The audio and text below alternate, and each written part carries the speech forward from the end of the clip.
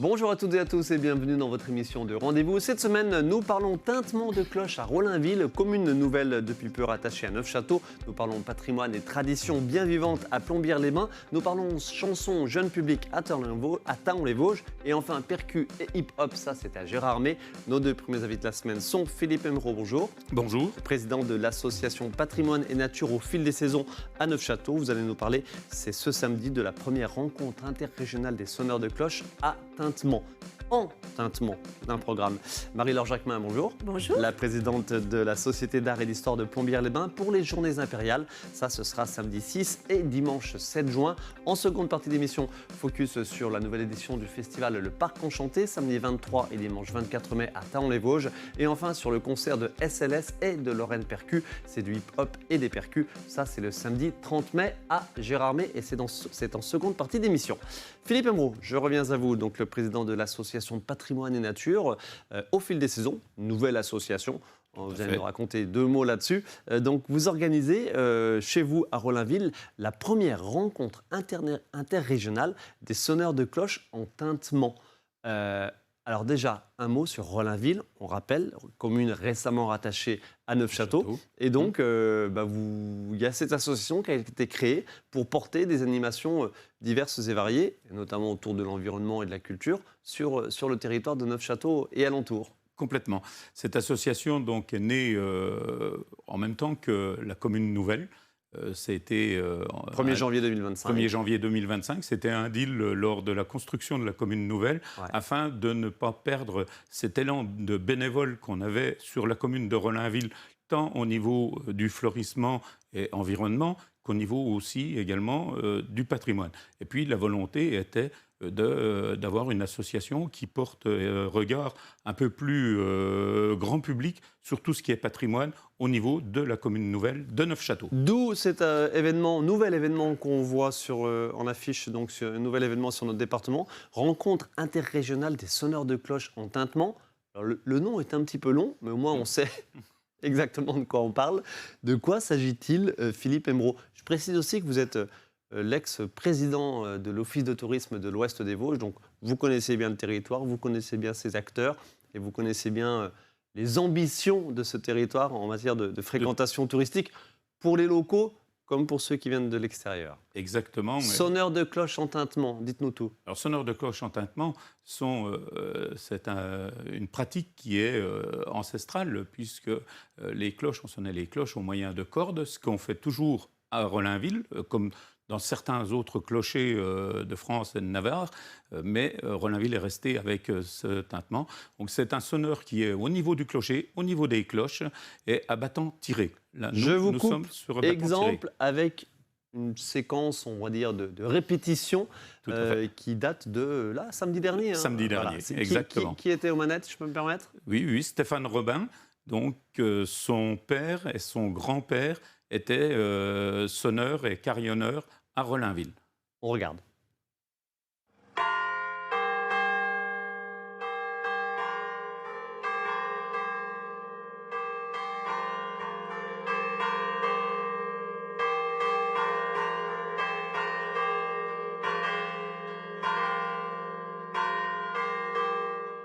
Allez, on va se garder ces images en fond sur le plateau parce que c'est vrai que c'est impressionnant. Alors, combien de cloches dans le clocher de l'église de Rollainville? Alors 3 cloches. Dans le clocher de l'église de Rollainville, ça peut être 4. Le sonneur peut aller aussi dans certains clochers où il y ait 4 cloches.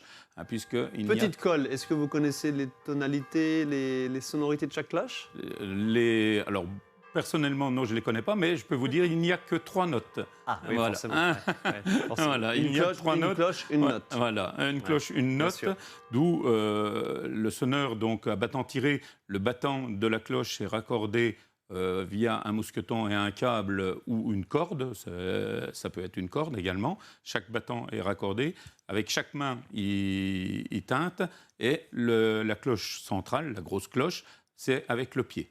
Okay. Voilà. On va regarder une autre séquence d'images, mais juste en illustration.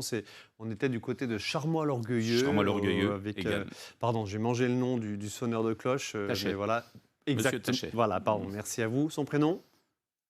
Ah, mais on l'a mangé tous les deux. En Ouais. tout cas, c'est impressionnant, évidemment. On imagine combien il faut être bien équipé au niveau des oreilles pour ne pas avoir des problèmes sur du long terme. On sait que les sonneurs de cloche, généralement, ils ont des problèmes, évidemment, avec le volume sonore. Quid donc de ce qui va se passer ce samedi 16 mai du côté de Rollainville? Alors, beaucoup de démonstrations. Il y aura beaucoup de démonstrations puisqu'on aura des sonneurs qui viennent de toute la France, et même de l'étranger, puisqu'il y aura un sonneur suisse, valaisien, et un sonneur allemand. Qui viendront, qui ont des morceaux qui sont différents des nôtres, puisque les morceaux joués, alors c'est de courte durée, c'est quelques minutes les morceaux joués, mais on a des morceaux profanes et on a des morceaux cultes, liés au culte également. Première sonnerie à 10h40 ce samedi 16 mai du côté de Rollainville, donc au clocher de l'église de Rollainville. J'imagine ça va s'enchaîner tout au long de la journée. Puis il y a des conférences. Il y a des conférences, il y a des visios, il y a des interventions qui sont prévues tout au long de la journée. Ouais. Et les sonneurs se relayeront donc pour jouer leur répertoire, puisque chaque sonneur a son propre répertoire. Combien de sonneurs de cloches et donc combien de prestations, entre guillemets? Les sonneurs de cloches seront au nombre, pour l'instant, ce n'est pas complètement arrêté, mais à minima, déjà, il y en a 6 et jusqu'à 8 ou 9. Voilà, il y a encore certains qui doivent confirmer leur présence, puisqu'ils viennent de l'autre bout de la France, voire des Pyrénées-Orientales. Pourquoi cet événement? Pourquoi cette journée? Pourquoi cette rencontre interrégionale, Philippe? Cet événement, j'ai été sollicité en tant que maire, puisque j'étais encore maire à l'époque, par le père du sonneur qu'on voit à l'image, qui est originaire de Rollainville, et on l'avait déjà fait par le passé lors de la journée du clocher, qui avait rencontré un franc succès. Et là, on a eu cette opportunité, puisque la Société française de campanologie menait un recensement également des différents sonneurs qui existent à travers la France. Et justement, je lance un appel, s'il existe des sonneurs locaux dans les Vosges ou en Lorraine, qui se fassent connaître, parce que la Société française de campanologie cherche à les connaître et à avoir connaissance. Parce qu'il peut très bien y avoir des sonneurs qui sonnent, qui savent, qui pratiquent, et dont on n'a pas connaissance. L'info est passée, Philippe Aymerot. La première rencontre interrégionale des sonneurs de cloche en tintement, tout un programme. Ça se passe ce week-end, donc samedi 16 à Rollainville, commune récemment rattachée, j'allais dire rachetée, rattachée évidemment à Neufchâteau. Première sonnerie inaugurale à 10h40. J'imagine que partout dans le village, on l'entend, bien sûr. Excellente initiative, si je peux me permettre.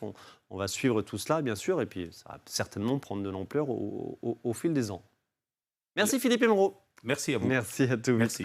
Marie-Laure Jacquemin, donc, la présidente de la Société d'art et d'histoire de Plombières-les-Bains, vous nous proposez, avec votre association, votre société, donc, une nouvelle édition des Journées impériales à Plombières-les-Bains. C'est samedi 6 et dimanche 7 juin. Rappelez-nous rapidement, évidemment, pourquoi Journée impériale à Plombières. C'est tout un pont de l'histoire à Plombières, cette période de l'histoire française. Tout à fait, parce que il faut savoir que Napoléon III a fait de nombreux séjours à Plombières-les-Bains et a remodelé la ville comme elle l'est à l'heure actuelle. Donc ça fait partie de l'histoire. Ça fait partie du patrimoine, ce qu'il a pu faire, bien sûr, patrimoine de Plombières, et ce d'autant que la ville de Plombières, depuis 2023, et la ville de Plombières est entrée dans le réseau Ville Impériale. Donc un label. C'est une marque.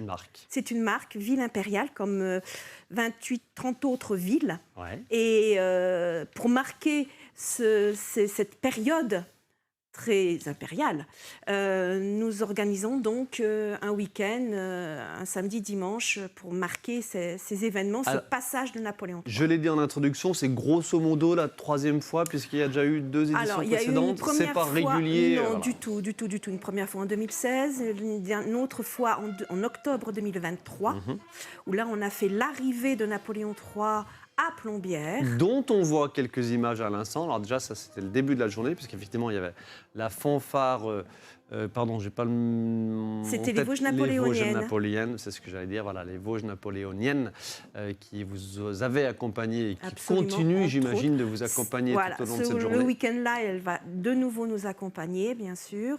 Et donc, on a fait Napoléon III avec ses généraux et une Amazone qui arrivait à Plombières. Ça a été effectivement très grandiose parce que là, en 1956, quand il est arrivé, c'était... 1856. 1856. Je me permets de préciser. Bien sûr. Oui, moi j'y suis déjà. C'est ça. J'ai un siècle de retard. Oui. Donc en 1856, effectivement, Napoléon est arrivé pour la première fois à Plombières. Ça a été quelque chose d'assez grandiose. Qu'est-ce que vous nous proposez tout au long de ces 2 journées, donc samedi 6 et dimanche 7 juin? Des reconstitutions comme on les voit à l'image, mais plein d'autres animations. Oui, oui, oui. Grosso modo, impossible de détailler tout le programme. Non. Ça commence le samedi après-midi à 14h jusqu'en... À 16h30, pardon. 14h, c'est une autre manifestation. Okay. Alors, grosso modo, il y a des choses qui se passent à Plombières à partir de 14h. De toute façon, voilà. À partir de 14h, il y aura déjà une autre manifestation qui va avoir lieu. Mais la déambulation qu'on vient de voir en image, c'est effectivement au départ de Plombières, en plein centre-ville, à 16h15. Voilà, c'est ça. Et ensuite, le thème de ce week-end, c'est la journée d'une curiste à Plombières-les-Bains sous le Second Empire. Donc, on veut marquer cette facette de l'histoire au niveau thermal, bien sûr. Avec une déambulation et avec des successions de scénettes. Ce sont des scénettes qui vont retracer les moments forts d'une journée de choriste. Avec Madame prend les eaux, ensuite Madame se fait habiller, pour ensuite Madame s'amuser. Tout ça, ça se passe où, les scénettes? Ça se passe dans le centre historique de Plombières. Ok. Voilà. Et ça se termine en soirée, pour le samedi, par un buffet historique avec des recettes tirées d'un livre de recettes du cuisinier de Napoléon III et d'un grand bal, tout ça en costume d'époque. Alors, je vais dire les prix parce que ça reste, somme toute, très accessible. Le buffet est à 30 € par personne et le bal en costume tenue de soirée, donc juste... Pas de restauration, juste l'entrée au bal, 10 € par personne. Oui, c'est au casino. Gratuite. Avec une en costume ou en tenue de soirée, ça c'est important, vous l'avez dit. Oui. Mais oui, voilà, oui. Alors, pas obligé d'être parfaitement costumé. Non. On peut comprendre que tout le monde n'ait pas de costume historique, bien sûr, de costume d'époque. Donc on accepte les tenues de soirée, bien sûr. Le dimanche, en quelques lignes, qu'est-ce que vous proposez le dimanche à partir de 10h? À partir de 10h, il faut savoir aussi qu'il y a le Chalet Tivoli à Plombières qui est en face des anciens thermes de Napoléon III, qui lui est ouvert tout le week-end. Et il y aura le dimanche monsieur l'écrivain Alain Sainteau qui sera là pour dédicacer des livres, mais aussi ce qui s'est rajouté au programme, l'historien David Chantrane, un spécialiste de la période 1er et 2e Empire, qui sera là aussi pour discuter justement Napoléon III. Et puis, ça se passe où ça, pardon? Au Chalet Tivoli. Au Chalet Tivoli, en face des thermes Napoléon III. Et puis, il y aura une visite comptée avec des intermèdes dansés. Sur inscription ou en accès? Non, c'est en libre total. Intermède dansé avec des danseurs qui font de la danse historique en costume. De 10h30 à midi, grosso modo. À midi 15 à peu près. Après, parallèlement, il peut y avoir toujours au Chalet Tivoli la découverte des parfums de l'impératrice Joséphine, mais aussi de l'impératrice Eugénie. Et puis, cette petite visite comptée de tout à l'heure se termine par un mini-concert avec les épinettes. Et l'après-midi, il y a des balades à dos d'âne pour les enfants, des jeux anciens possibles, enfants mais aussi adultes. Et je vais me permettre de conclure, des démonstrations de danse historique. Voilà, impossible de tout détailler, vous l'avez compris, il y a plein d'animations tout au long de la journée. On réitère la déambulation le samedi à partir de 16h15, les scénettes l'après-midi, et puis le samedi, visite historique, Chalet Tivoli, rencontres, dédicaces, etc. Et sous les arcades, un marché d'artisans d'art, artisans d'art. Artisans d'art, comme à l'époque, ça pouvait se faire avec ces mêmes métiers. Merci beaucoup Marie-Laure Jacquemin, pardon, je vous pousse un peu à la roue, mais le programme est dense, voilà. Les journées impériales, va dire 3e édition, samedi 6 et dimanche 7 juin. Ça, c'est à Plombières-les-Bains. Merci à tous les deux. Merci. Merci. Restez avec nous pour la seconde partie de votre émission de Rendez-vous. Seconde partie de Qu'on se le dise avec vous, Philippe Roussel, bonjour. Bonjour Ludovic. Auteur, compositeur, interprète qu'on ne présente plus. Vous allez nous parler de la 6e édition du festival dont vous assurez la coordination, la direction artistique, le festival Parc Enchanté, festival de chansons pour enfants à Thaon-les-Vosges. Ça se passera samedi 23 et dimanche 24 mai. Grégory Grosjean, bonjour. Bonjour. Vous êtes le responsable de la formation Lorraine Percu. Vous êtes professeur de percu à l'école intercommunale de Gérardmer. Et vous allez nous parler de 2 concerts qui ont eu lieu tout juste le week-end dernier. C'était à Pont-à-Mousson et à Saint-Dié-des-Vosges. Mais il y en a un 3e, c'est un concert donc, avec les rappeurs du groupe SLS. Et donc votre formation de Lorraine Percussion le samedi 30 mai à Gérardmer. Le détail dans quelques instants. Philippe Roussel, 6e édition déjà du festival Parc Enchanté. Déjà, oui. Ça passe très vite. Hein. Oui, la première édition avait lieu en fait en juillet, puisqu'on avait fait juste une journée comme ça. Et depuis, maintenant, c'est tous les ans le rendez-vous au mois de mai, souvent le 3e, 2e week-end de mai, mais cette fois-ci, on a décalé un petit peu pour des raisons de pont. On voit l'image avec, rappelez-moi, Alexis Ferrier, l'illustrateur. Alors l'illustrateur et le scénographe, on va dire, du parc, Alexis Ferrier. Oui. Voilà, qu'on salue, Alexis Ferrier, Vosgien, évidemment, toujours. Pas du tout, pas non, du tout. Il est normand, je crois, mais il habite à Paris. Je croyais qu'il était... En tout cas, vous travaillez régulièrement ensemble. Je travaille souvent avec lui, oui. Alexis Ferrier, qu'on salue, ça roule. Allez, donc le festival Parc Enchanté, la programmation sur 2 jours. L'idée, grosso modo, c'est, bien sûr, on est dans les parcs autour de la Rotonde. Oui. Des concerts, des rencontres, des animations de 10h à 18h30 non-stop dans le parc et ou à la Rotonde selon la météo. En cas de mauvais temps, mais on aura le beau temps. Oui, bien sûr, comme tous les ans. On va voir quelques images des précédentes éditions, notamment celles de 2023 et 2025, me semble-t-il. Voilà, donc samedi 23 et dimanche 24. Combien de formations, de groupes, d'animations? Alors, il y a à peu près une dizaine de concerts, d'artistes différents qui donneront des concerts. Donc, le samedi et le dimanche, en général, ils jouent 1 ou 2 fois le samedi, 1 ou 2 fois le dimanche. Donc, ça veut dire que les familles peuvent voir quasiment tous les concerts. Le principe, c'est qu'effectivement, ça s'enchaîne de manière non-stop toute la journée. Donc, la particularité, c'est des concerts qui durent 30 minutes. Je crois que c'est très bien en plein air, pour les enfants. Jusqu'à quel âge? Également. Alors là, c'est pour tous les âges. Alors, jusqu'à quel âge? C'est toujours compliqué à dire, parce que même les adultes, ils prennent du plaisir. Oui, mais il y a toujours un petit créneau où on perd les enfants, la préadolescence ou l'adolescence. Où c'est pas toujours évident, mais là, cette année, en plus, on aura des spectacles qui seront vraiment pour les tout petits. Donc, ça veut dire que, voilà, on vient en famille, en fait. Il n'y a pas de... Je vais citer quelques-uns des artistes qui seront présents.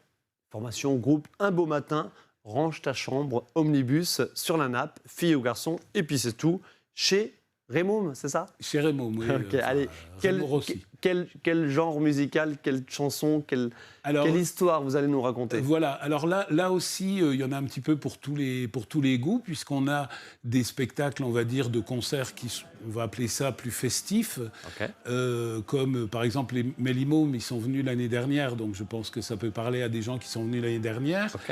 On a des spectacles, on va dire, plus intimiste, je ne sais pas comment on pourrait dire, comme spectacle sur la nappe, qui là se fait pour les plus petits. Non, Un beau matin, pardon, qui se fait pour les plus petits. Je confonds parce que c'est les titres des spectacles qu'on a mis cette année. C'est des spectacles, c'est vrai. Et par exemple, on a le spectacle Filles ou garçons qui pose un petit peu la question de qu'est-ce que c'est qu'être une fille, qu'est-ce que c'est qu'être un garçon? Est-ce que si on est une fille, est-ce qu'on doit jouer à la poupée, ou un garçon doit être forcément soldat? Donc l'occasion, Philippe Roussel, j'allais y venir. Comment se porte la chanson jeune public, la chanson jeunesse? Moi, j'ai l'impression qu'elle se porte pas mal. Elle est toujours aussi peu médiatisée, on va dire. Dans l'année, on en parle toujours en fin d'année parce qu'on considère...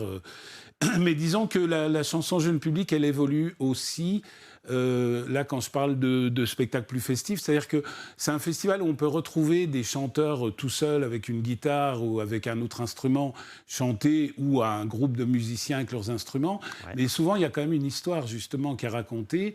Et puis, un thème un petit peu qui est pris dans le... Donc, la chanson jeune public évolue. Thème imaginaire, fiction ou d'actu, comme le spectacle effectivement dont vous avez parlé, Filles ou garçons.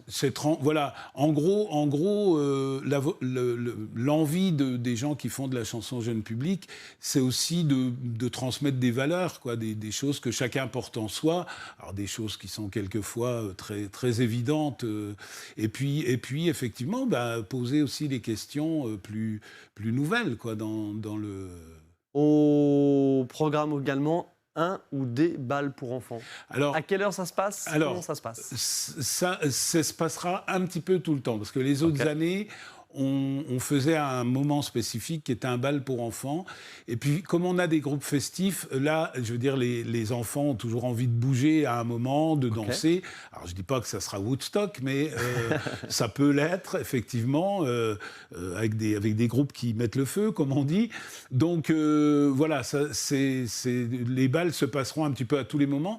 Puisqu'on a effectivement les concerts, donc les moments de plus spectacle, puisqu'on appelle animation, j'ai encore pas vraiment trouvé le bon terme pour dire, parce qu'il ne s'agit pas d'animation comme dans une fête avec des stands. Mais là, on aura... C'est pas posé avec le public devant, c'est un peu plus... C'est tout autour de la musique. Donc, par exemple, on a un manège à pédales qui s'appelle le Cabaret Cyclette, donc qui est quasiment un spectacle. On a des parcours musicaux avec des choses de récupération que fait le groupe Poil à gratter. Et puis, il y a également l'école de musique de Chavelot, par exemple, qui sera présente pour faire essayer des instruments aux enfants.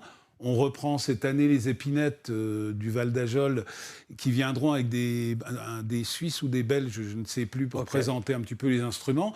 Donc tout est autour de la musique et les familles viennent pour passer finalement une journée autour de la musique. Philippe Roussel, n'en jetez plus, on a bien compris l'esprit et surtout... Complètement. Et surtout, tout ça, ça se passe de 10h à 18h non-stop. Et c'est gratuit, c'est ce que j'allais finir là-dessus. Tout ça est en accès libre, donc à l'invitation de la communauté d'agglomération d'Épinal, de la commune de Thaon-les-Vosges. Et puis il y a la BMI, Bibliothèque multimédia intercommunale, et le département aussi, voilà, qui finance un petit peu tout ça. Samedi 23, dimanche 24 mai, dans les parcs autour de la Rotonde à Thaon-les-Vosges, la 6e édition du festival Parc Enchanté, festival de chansons pour enfants. Merci beaucoup Philippe. Merci beaucoup de l'invitation. À tout vite, mais c'est toujours un plaisir. À tout vite sur le terrain. Grégory Grosjean, on reste dans la musique avec un autre concert. Alors lui, on a un peu plus le temps de s'organiser. Ça se passera le samedi 30 mai à Gérardmer. Le 3e concert de votre formation, Lorraine Percussion, dont vous êtes le président. Voilà, je suis le président cofondateur. Avec les rappeurs SLS, bien sûr, Céluge, Léon et Choca, les trois Vosgiens, Lorrains, Nancéens, qu'on connaît bien, la formation SLS.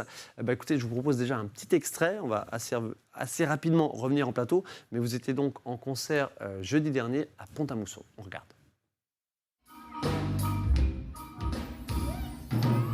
Les temps changent, on connaît plus le nom des fleurs. On prend la tangente, l'amertume au fond des cœurs. Paraît que je fais pas ci, paraît que je sais faire ça. Dois rester un merci, caché dans mes fers. Ça non, je sais pas, mais je garde quand même l'abonnement. Je me dis qu'il y a un cœur, même quand le bonnet mange. J'ai ma boussole, des rêves en tête, des doigts comme les manches. Je rentre pas dans le moule, elle se coule, elle abondamment. De toute façon, j'assume, je pense, je crie pas ma substance, que je m'en éloigne. Accorde-moi juste une danse. Grégory Grosjean, le son est un petit peu mauvais, c'était une captation de répétition, bien sûr, de concert, mais premier concert. C'est quoi cette idée d'associer des chanteurs de hip-hop et vos percussions de Lorraine Percussion? Alors Lorraine Percussion, c'est un ensemble qui a été créé avec 3 profs vosgiens il y a 15 ans. Et avec le but d'avoir une formation un petit peu plus grande et puis de pouvoir créer des musiques un petit peu différentes, de faire de la création, de faire des arrangements un petit peu nouveaux pour le cadre de ces instruments Combien de musiciens? Donc, on est sur l'ensemble de la Lorraine, sur les Vosges? Alors maintenant, on est sur l'ensemble de la Lorraine. Au bout de 15 ans, on a 25 musiciens, là, par exemple, dans l'orchestre que vous avez pu voir. Et on a aussi une formation qui fait des batucadas, un petit peu des animations festives. Et là, on monte jusqu'à 70 percussionnistes. Donc, plus petit niveau et débutant, quoi. Quel type de percussion on a vu Là, vous avez tous les types de percussions que vous pouvez trouver dans la famille des percussions. C'est-à-dire que là, on voit beaucoup les claviers, donc tout ce qui est mélodique avec des vibraphones, des xylophones, marimba, glockenspiel. On a les timbales, qui sont très symphoniques, mais qui jouent un peu le rôle de la basse. Batterie, on a des percussions digitales d'Amérique du Sud, et on a tous les petits accessoires qui font la magie de la percussion dans les accompagnements. On va regarder en illustration une seconde séquence d'extrait de ce premier concert. Donc c'était à Pont-à-Mousson jeudi dernier. Vous avez joué aussi samedi dernier du côté de Saint-Dié-des-Vosges dans le cadre du festival Orchestival, festival d'orchestres municipaux, de fanfares on va dire, orchestre d'harmonie. Racontez-nous cette collaboration avec le hip-hop de SLS. Alors en fait, ça vient de Jean Paulin, qui est en fait un membre de Lorraine Percussion, qui est professeur à Blénod-les-Pont-à-Mousson et qui est un ancien élève d'Épinal, après Nancy, donc qui a été un élève et qui maintenant est un professeur et qui est le batteur du groupe SLS. Et il nous a dit, mais vos musiques, on pourrait poser du rap dessus, et je connais des rappeurs. Donc on lui a dit, bah écoute, nous on est ouvert à plein de nouvelles choses, donc on a fait une rencontre avec SLS qui était partant pour le projet, et ça donne ce qu'on a pu entendre et ce que vous allez pouvoir entendre. Les chansons qui seront donc jouées, les titres qui seront donc joués samedi 30 mai à Gérardmer, ce sont des titres de SLS ou il y a eu des créations tous les deux? Alors, il y a des créations de Lorraine Percussion sur lesquelles SLS a posé les mots, des textes, et il y a les créations de SLS pour lesquelles Jean Paulin, qui fait partie du groupe, a réarrangé pour nous, avec plein de petits clins d'œil à la musique classique, dont il est issu aussi. Donc ça, pour les amateurs, même nous, on n'a pas trouvé tous les extraits, donc ça sera un petit peu le blind test. Intéressant. À vivre en live. Et donc, du coup, c'est des créations d'SLS, mais avec l'orchestre Lorraine Percussion, qui remplace un peu les samples ou ce qui pouvait être fait dans les autres albums. Votre analyse, votre ressenti sur les deux premiers concerts le week-end dernier? Une super énergie. Nous, on est enfin heureux de proposer ça au public et d'avoir le retour du public. C'est vraiment exceptionnel. C'est ce qu'on attendait. On est un peu sur un nuage encore parce que chaque moment est encore plus intéressant, puis s'améliore, et puis on commence à prendre nos marques sur scène. C'est vraiment un échange.